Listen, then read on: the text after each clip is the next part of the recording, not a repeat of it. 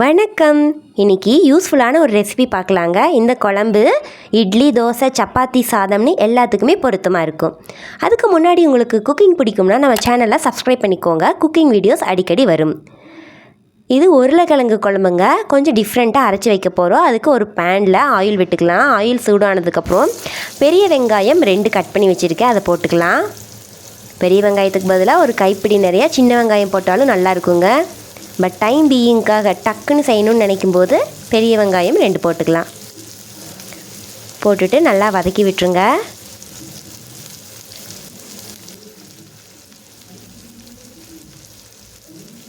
நல்லா வதங்கிறதுக்கு ஒரு உப்பு 1 டீஸ்பூன் போட்டுட்டு நல்லா வதக்கிடலாங்க.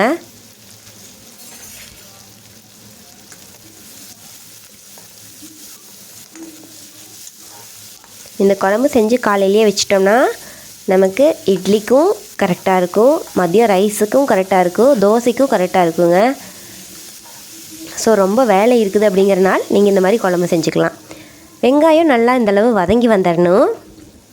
வதங்கின பின்னாடி இது கூட ஒரு தக்காளி, நல்லா பழுத்த தக்காளி கலர்ஃபுல்லாக ஆட் பண்ணிக்கலாங்க. ஒரு தக்காளி ஆட் பண்ணிவிட்டு அதையும் நல்லா வதக்கி விட்டுருங்க.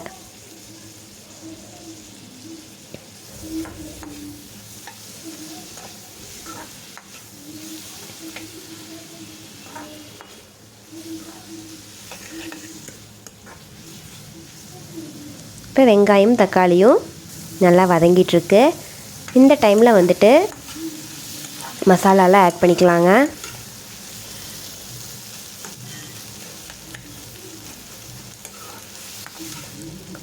மஞ்சள் தூள் 1 டீஸ்பூன் அளவுக்கு ஆட் பண்ணிக்கிறேன். கூடயே தேங்காய் ஒரு கைப்பிடி அளவு துருவி அல்லது கட் பண்ணி எப்படி வேணாலும் ஆட் பண்ணிக்கோங்க.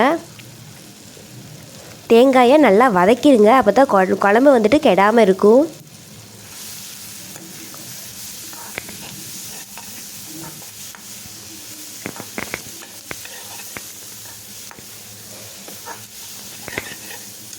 தேங்காயும் நல்லா வதங்கிருச்சு. ஒரு 3 நிமிஷம் 4 நிமிஷம் மீடியம் ஃப்ளேமில் வச்சு வதக்கிடுங்க. இப்போ நம்ம கறி மசால் பவுடர் ஆட் பண்ணிக்கலாம். இது வீட்டில் அரைச்ச கறி மசால் பவுடர் எல்லாருக்கிட்டையுமே இருக்கும். இல்லைன்னா கடையில் வாங்குறதா இருந்தால் கூட காரம் கொஞ்சம் அளவாக போட்டு ஆட் பண்ணிக்கோங்க. ஏன்னா குழந்தைகளுக்கும் இது கொடுக்கலாம். ஸோ காரம் மீடியமாகவே ஆட் பண்ணிக்கோங்க. இப்போ அடுப்பை ஆஃப் பண்ணி ஆற வச்சுட்டு நல்லா ஆறின பின்னாடி மிக்ஸி ஜாரில் போட்டுட்டு நல்லா ஃபைன் பேஸ்ட்டை அரைச்சி எடுத்துக்கலாங்க. இது அரைச்சி வச்ச குழம்பு தான்.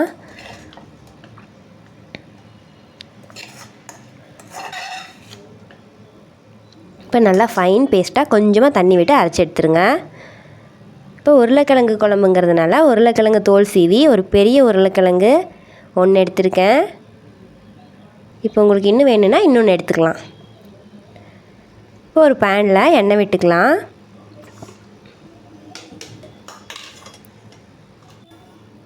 எண்ணெய் சூடானதும் அதில் கடுகு போட்டு பொரிய விடலாம். கடுகு பொரிஞ்சதும் கருவேப்பிலை ஒரு கைப்பிடி ஒரு கொத்து போட்டுக்கலாங்க. அதுவும் பொரிஞ்சிருச்சு.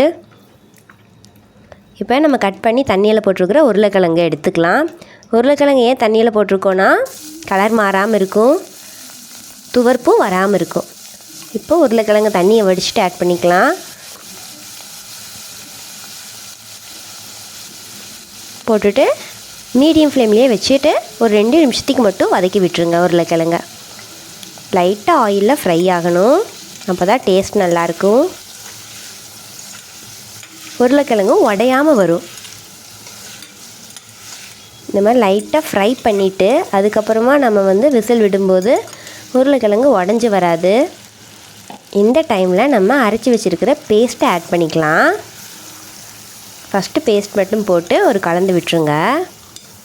ஒரு மிக்ஸ் பண்ணி விட்டுட்டு அதுக்கப்புறமா நீங்கள் மிக்ஸி ஜாரில் இருக்கிற தண்ணி, மிக்ஸி ஜாரை லைட்டாக வாஷ் பண்ணி அந்த மசாலாவோட தண்ணி ஆட் பண்ணிக்கோங்க. ஏன்னா நம்ம இது விசில் வைக்க போகிறோம். ஸோ ரொம்ப தண்ணியாக இருந்துன்னா நமக்கு லீக் ஆகி வந்துடும். ஸோ ஓரளவுக்கு ஒரு கப் அளவுக்கு தண்ணி மட்டும் ஊற்றிக்கோங்க. நல்லா மூழ்கிற அளவுக்கு தண்ணி ஊற்றிட்டு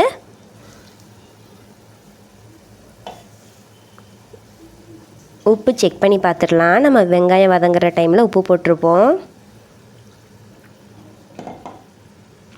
தண்ணி பார்த்திங்கன்னா மிக்ஸி ஜாரை நல்லா வாஷ் பண்ணி அந்த தண்ணி மட்டும் ஆட் பண்ணியிருக்கேன் நான்.